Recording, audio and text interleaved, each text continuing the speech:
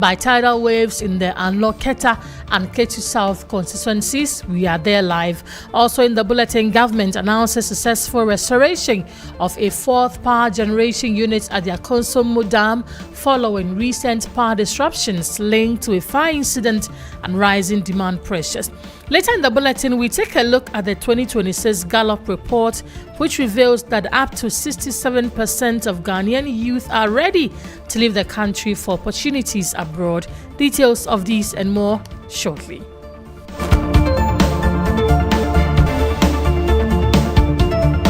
FM 92.7. Many thanks for joining us. Let's begin the bulletin here and now. And government has announced successful restoration of a fourth power generation unit at the Akonsombo Dam following recent disruption due to fire outbreak at the dam. Energy Minister John Abdullahi Jonapor said late on Tuesday that the unit was successfully brought back into operation hours after a third unit had also been restored. The development marks accelerated progress in efforts to stabilize the national grid after the blaze damaged critical infrastructure. The fire, which affected a control facility linked to the Ghana Grid Company, led to the loss of more than 1,000 megawatts of power, triggering intermittent outages across parts of the country. Here's Director of Communications at the Energy Ministry, Richmond Roxin, on the restoration. This government has been as transparent as it can be. It's a government that will only put out facts and not fiction or false information. We've been clear on what the data on our generation capacity is. We know what our installed capacity is. We know what our dependable capacity is. As we speak, it is information that everybody can track. We don't have any issue with generation. Any purported research that says that there's a deficit in generation is false. It is a very misleading report, and it's important that we all take time to understand what the supply and what the dispatch position is, and what goes into determining or what goes into dispatching power plant. And so it is not the case that the reason is not the challenges we have in the distribution center. That is the reason. Our generation is fine, our transmission is fine, but we are dealing with the challenges that we have with distribution. And whilst industry have welcomed the speed of work, they are also asking government for cheaper alternative sources of power. Chonam Akpelo is Greater Accra Chair of the Association of Ghana Industries, also been speaking to us.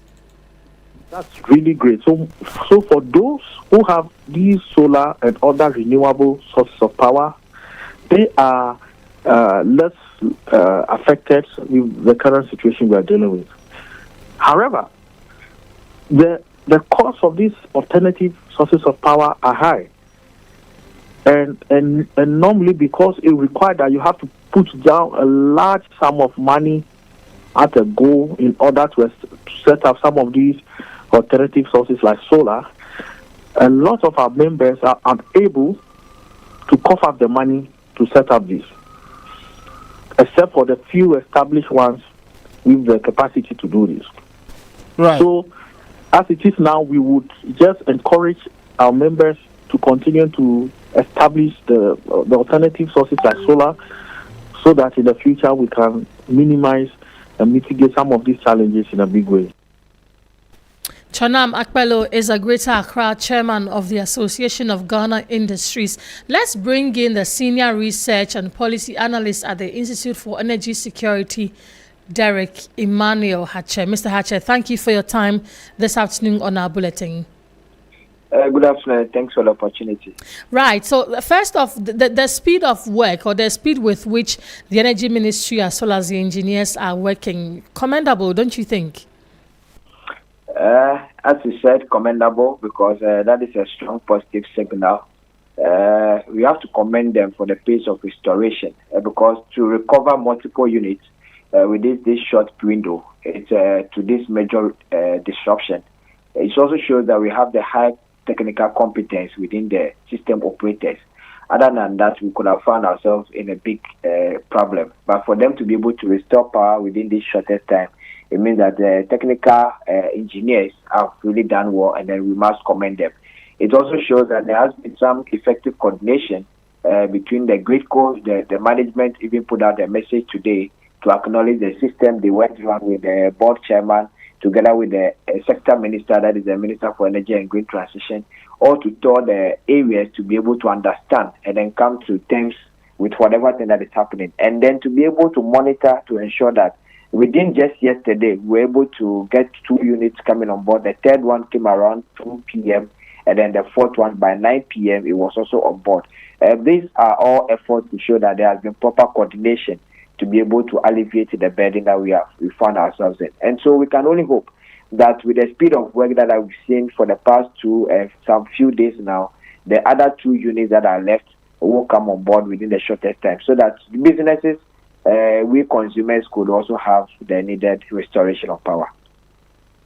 And so what does this change anything in the generation mix? It changes a lot because for you to have a deficit for about 1,000 megawatts, the first 2 came on board, amounting to about 250 megawatts. Now you're having other 2 coming on board. So the shortfall will no more be about 1,000 megawatts. It's going to be something below probably 400 megawatts. And if you are having an addition of about 600 megawatts because of the 4 units coming on board, then it means that those who used to enjoy some power outages will not be enjoying, will not be finding themselves in such situation. Then the call for the load shedding definitely will be more eased now, because whatever thing that call or what people were looking at for the call for the load shedding, now there is some restoration of power, not fully, but that 4 units coming on board means that there has been some progress report, and that is quite good. For people who depend on power, whether it is businesses, whether it is services, whether it is the industry, it is also bringing them closer to normal operating conditions. And so that is quite significant. We've not come out of the woods yet, but where we've come to so far shows that we are getting to the normal period that we used to experience before now. So we earlier spoke about speed, and now the energy minister tells us that by the end of this weekend or by the weekend, all of these challenges will be resolved. Looking at how they are working and all of that, is that likely to happen? Very likely. By the close of the week, we will probably have a full restoration of power. The 1,000 megawatts definitely will come on board, and then whoever that needs to enjoy power will enjoy it. Not because we have a generational deficit, but probably now because we have a transmissional issue. And if the transmission is being restored, then the distributor, which is the ECG, will have power to be able to distribute to the various businesses and households. Like before I let you go, what more should we be doing totally to solve this challenge? Well, as the engineers are working around the clock, that is the first step to be able to solve the problem. Now, the second part is that we should learn from this situation. So going forward, we must be able to strengthen the transmission resilience, build some redundancy so that at critical times like this, we do not find ourselves wanting. We are also doing some distributional upgrades. What I want to say is that regarding the transmission, there must be a periodic update and upgrades of that transmission system so that it will be able to prevent any widespread outages going forward. Whatever maintenance that needs to be done, we must be periodic about it. We should not postpone any maintenance work that needs to be done. When all these things are done collectively, then the sector will be more resilient and the consumers will continue to enjoy uninterrupted power supply. Right. Derek, thank you so much for talking to us. Derek Hammoah Agyemang. He's Senior Research and Policy Analyst at the Institute for Energy Security. This is the media news on 3FM 92.7. But still on energy, Ghana's growing shift towards electric vehicles is facing a major test as ongoing power outages threaten the reliability of the sector. While the country is emerging as a leader in EV adoption in Africa, unstable electricity supply is making it difficult for owners to charge their vehicles, disrupting movement and livelihoods. There's more in this explainer by Nura Mohammed. Ghana is fast becoming a leader in electric mobility on the continent, with thousands of electric vehicles, EVs, already on our roads and more expected in the coming years. Reportedly, the country with the highest number of electric vehicles in Africa, this shift is driven by rising fuel costs, environmental concerns, and government-backed efforts to promote cleaner transport. But there have been some flags raised by people amidst the ongoing and recent frequent power outages that have hit major areas across major cities in the country. Could this progress towards sustainable movements be marred by the unreliability of electricity recently? The most immediate impact of these outages is on charging. And unlike conventional vehicles, EVs depend entirely on a stable power supply. And when the lights go off, charging stops. For many users who rely on home charging, this means waking up to a vehicle that is not fully powered, thereby disrupting daily routines. And public charging stations, which are still limited in number, are also affected, leaving drivers with few alternatives. And the result of this is an unpredictable charging cycle, which makes it difficult for EV owners to plan their movements with confidence. This uncertainty is beginning to affect productivity and livelihoods, especially for commercial drivers and businesses experimenting with these electric fleets. Ride-hailing drivers, who contribute to a large percentage of EV users in Ghana, risk losing income when their vehicles are not adequately charged, while companies face delays in operations. In some cases, users are forced to invest in backup solutions like generators or solar systems, increasing the overall cost of owning an electric vehicle. And so, what was initially seen as a cost-saving and environmentally friendly alternative can quickly become expensive and inconvenient under unstable power conditions. This current situation highlights a critical gap between Ghana's ambitions for electric mobility and the realities of our energy infrastructure. Nura Mohammed explained that there. Now to other stories. President Mahama is this afternoon inspecting the areas recently hit by tidal waves in the Anoketa and Keti South constituencies. In the last 1 week, ravaging tidal waves swept through some communities in the Volta region despite efforts by the government to construct the phase 2 of the sea defense wall at Blekusu, which is currently ongoing. The president will inspect the effects of the waves at Fuveme and the ongoing sea defense and the construction by Amandi. Let's bring in our presidential affairs correspondent, Komla Kluche. Komla, thank you for your time this afternoon. Talk to us about this inspection by the president.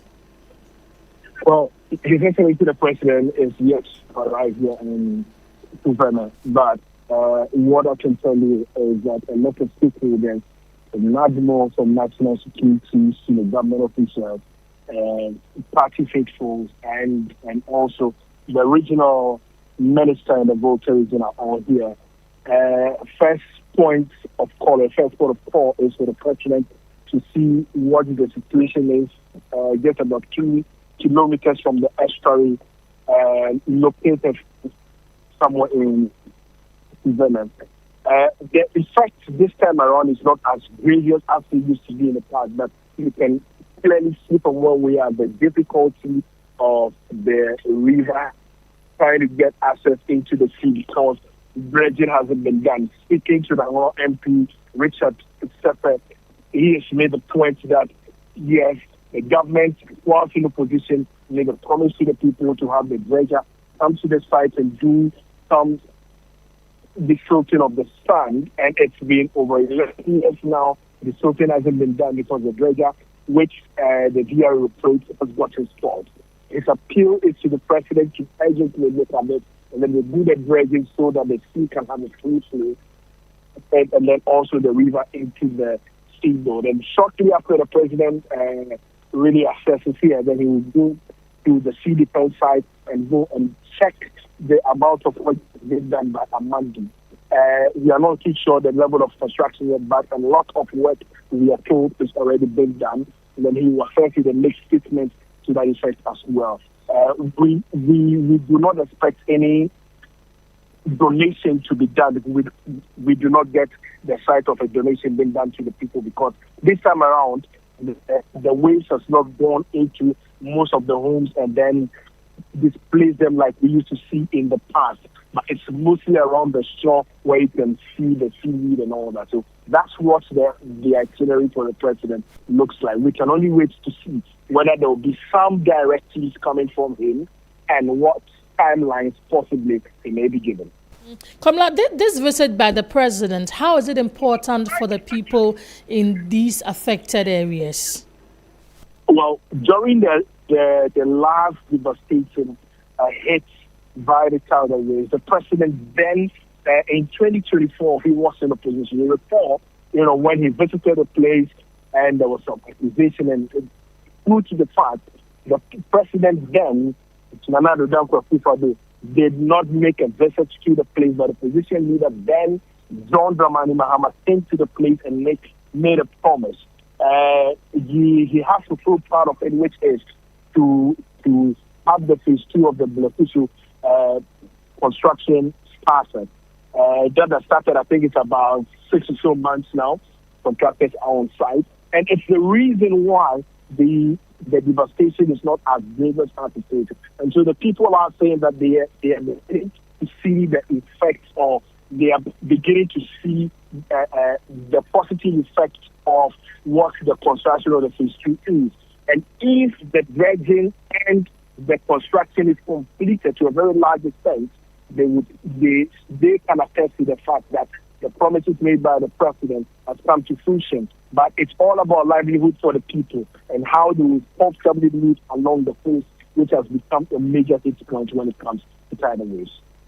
Kamla, thank you for that report. So we'll come back to you when the president begins the visit, and then you give us updates on all of that. Thank you for your time. Kamla Kluche is our presidential affairs correspondent, updating us on that visit by President Mahama to some areas recently hit by the tidal wave. The areas include Anloketa and the Ketu South constituencies.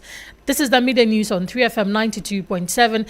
If you are a young person who has interest in traveling the world or seeking for greener pastures in some other parts of the world, you might be interested in this story because the 2026 Gallup report has revealed that up to 67% of Ghanaian youth would choose to leave the country for opportunities abroad, driven by economic instability, high unemployment, and poor prospects.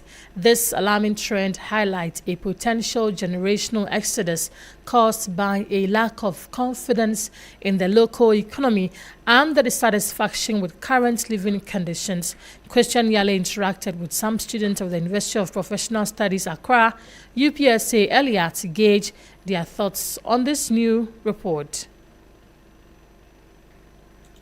It is one issue that has been of great concern over the years, and this report, the Gallup report, is only telling us more about how dire the situation has been over the years. And when you look at the report, another angle of it even talks about the fact that over the years we've seen that the desire or want of people to travel to countries like the United States of America has dwindled. These are not people you say do not have education. So, gentlemen and ladies, join me here. These are not people you say do not have education.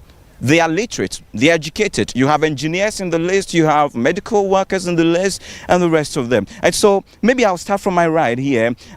Chanel, when you hear such a report, what comes to mind? And I feel most of the privileges are given to people who have connections.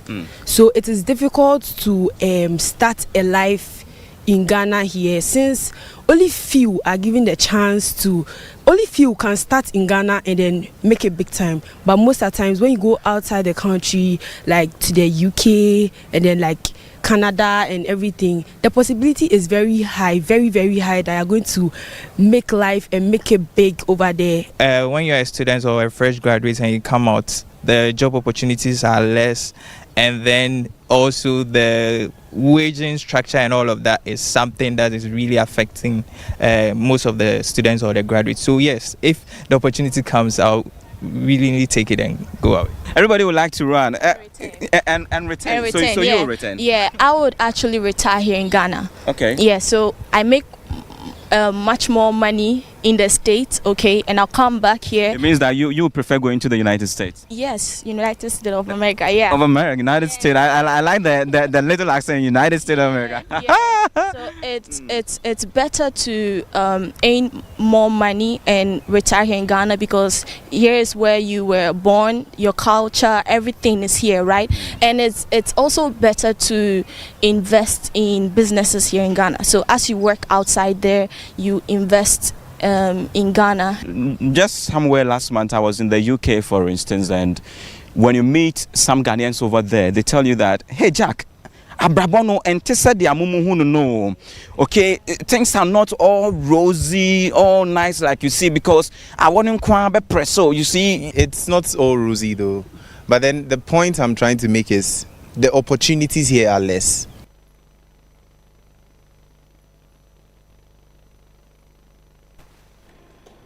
Well, Christian Yale's interaction there will bring you that full report in our subsequent bulletins. This is the Midday News on 3FM 92.7. Now, this afternoon, the World Health Organization Africa Regional Representative Dr. Mohamed Yacoub Janabi has entreated African countries to read the document of every bilateral agreement well before signing it in the interest of their respective countries.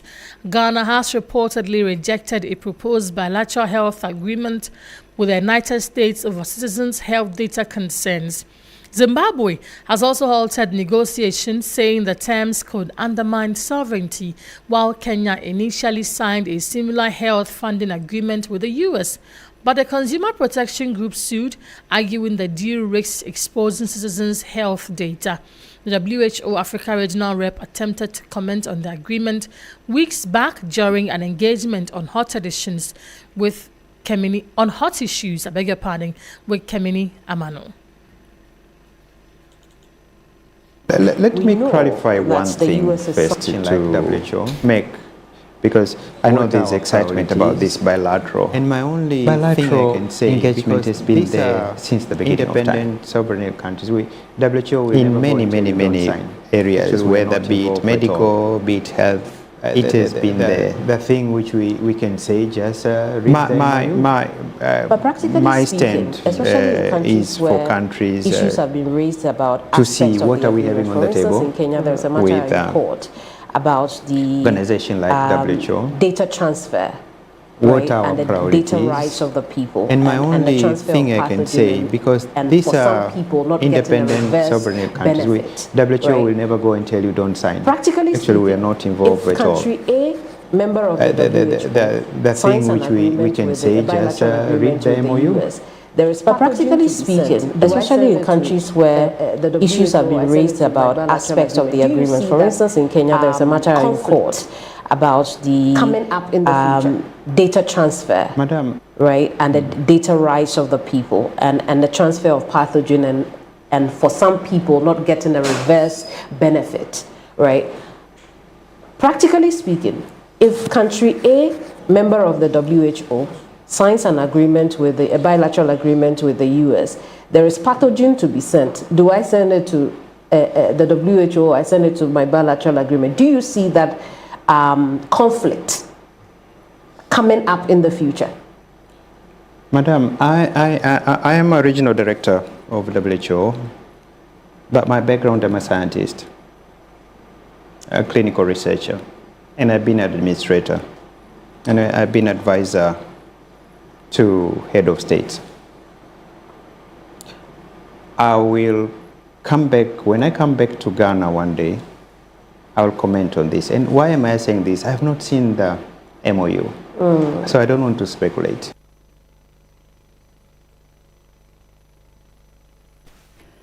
That was the WHO Africa rep there. Meanwhile, my colleague Enyenam Haliga has more about this agreement in this explainer. Now, Ghana has rejected a renegotiated bilateral agreement with the United States, arguing it breaches privacy legislation. The Health Cooperation and Specimen Sharing Agreement forms part of a wider reform to United States aid to Africa that's following the cutting of the direct aid in January of 2025. The new U.S. aid deal, which provides funding for up to $300 million, that's according to sources within Ghana's government, will require the waiving of health sovereignty, including the sharing of data and resources with the United States Authority. A development which the Mahama administration says directly contravenes several domestic laws currently in force, including the Data Protection Act of 2012 and the Public Health Act. Now, the deal, which is requiring the bypass of parliamentary ratification, a constitutional process for such agreement, has left government with no choice than to withdraw from the agreement, joining other African countries like Zimbabwe and Kenya. On the diplomatic corridors, reports suggest the U.S. government has been left disappointed with fears the development could strain relations.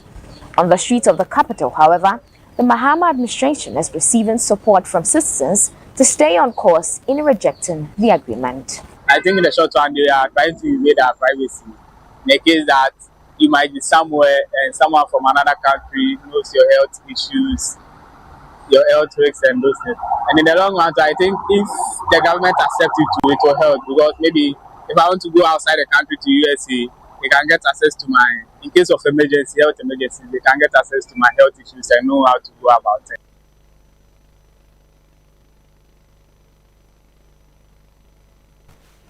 Nyonam Haligas reports there. Now, the Ministry of Local Government has issued a one-week ultimatum to metropolitan, municipal and district chief executives across the Greater Accra region to remove all unauthorized billboards. The directive is part of renewed efforts to restore order, improve safety and enhance the city's visual appeal.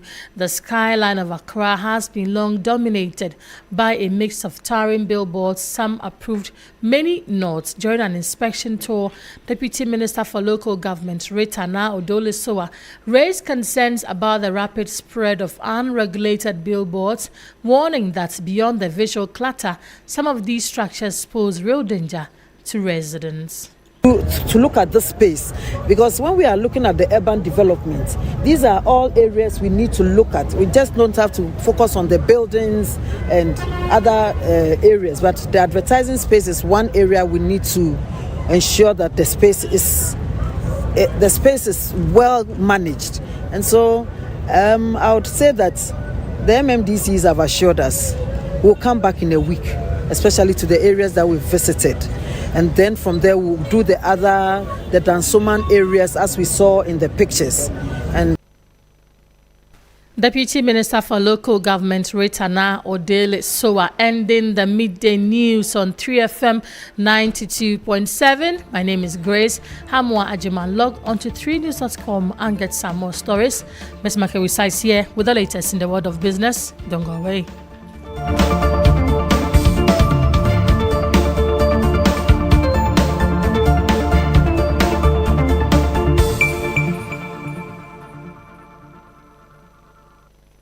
Follow us on social media, Twitter at 3FM927, Facebook at 3FM927, and also on 3news.com.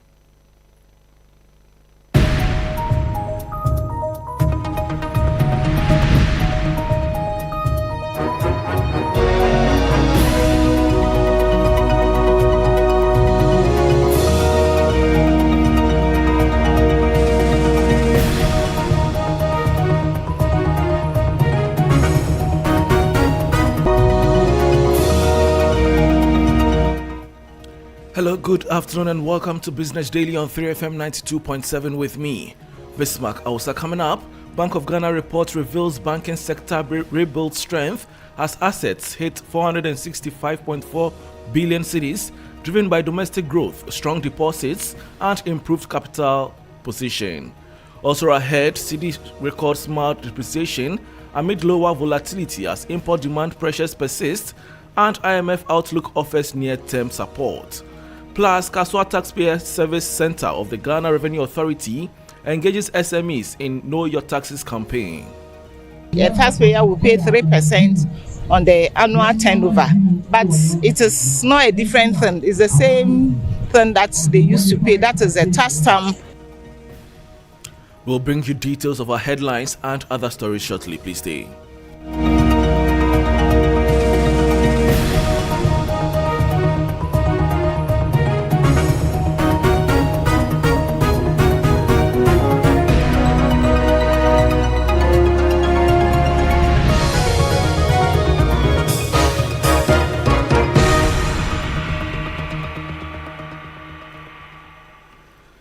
Thanks for accompanying now to the details.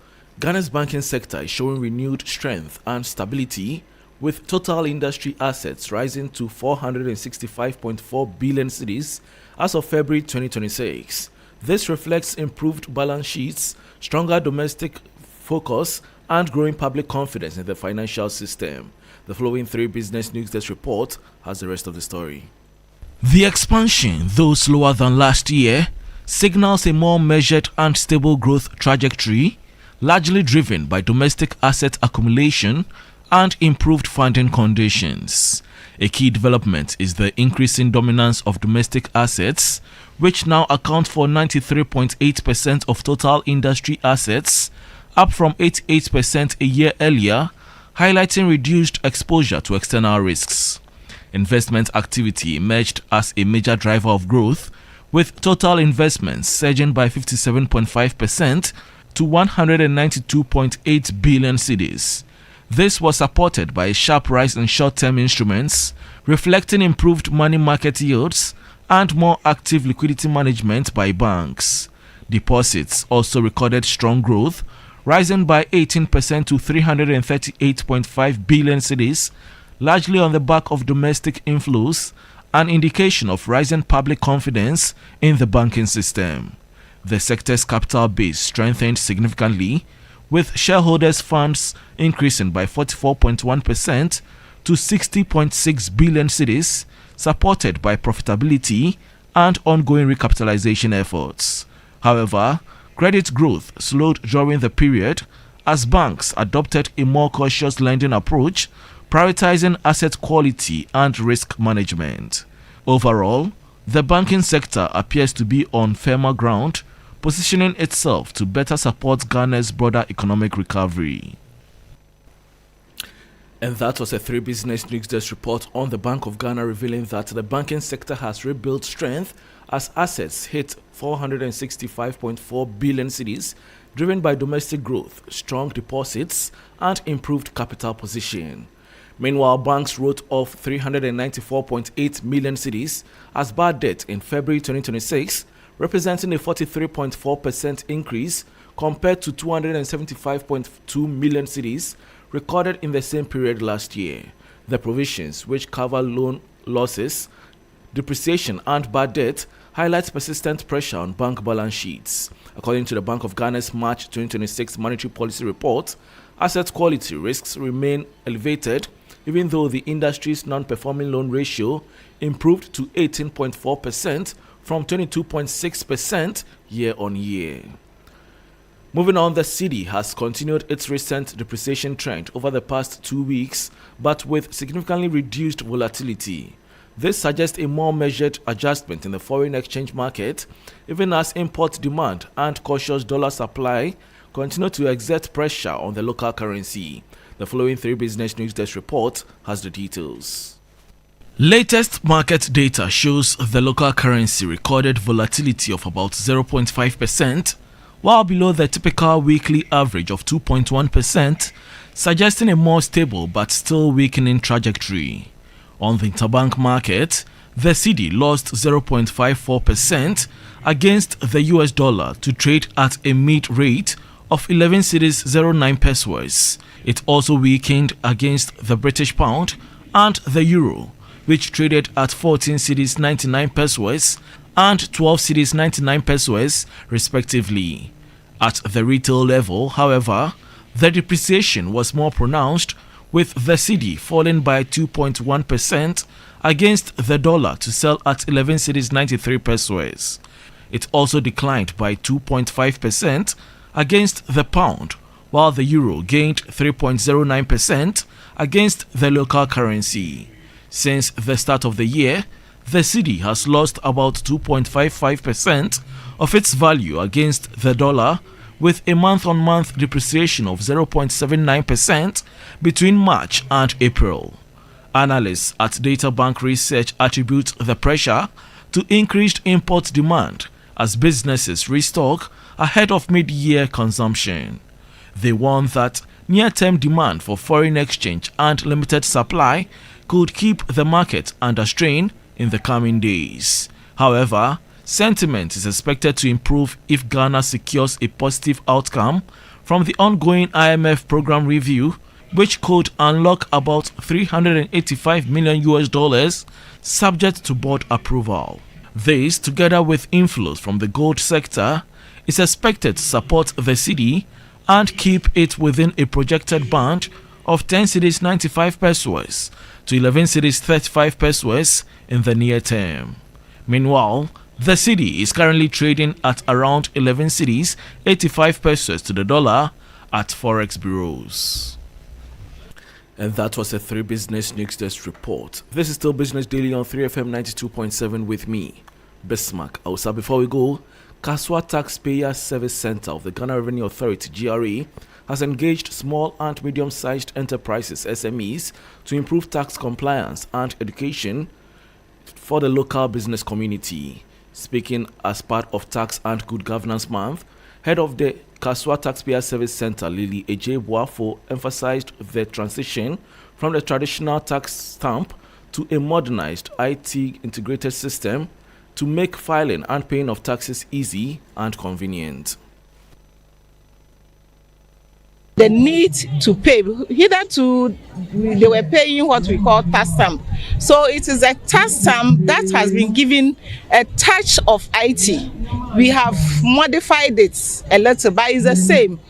The only thing that has been added is a by turnover, whereby a taxpayer will pay 3% on the annual turnover. But it is not a different thing. It's the same thing that they used to pay. That is a tax stamp that the taxpayers were paying. And also the taxpayers within our catchment area, a lot of them, they don't like filing. You appeal to them several times and it's very difficult. So as part of the Tax and Good Governance Month, we deem it fit to come to their doorsteps, to appeal to them, educate them, sensitize them on the need to file and pay their returns. So the theme for this year Tax and Good Governance Month, it says that know your taxes, pay your taxes, let's build Ghana.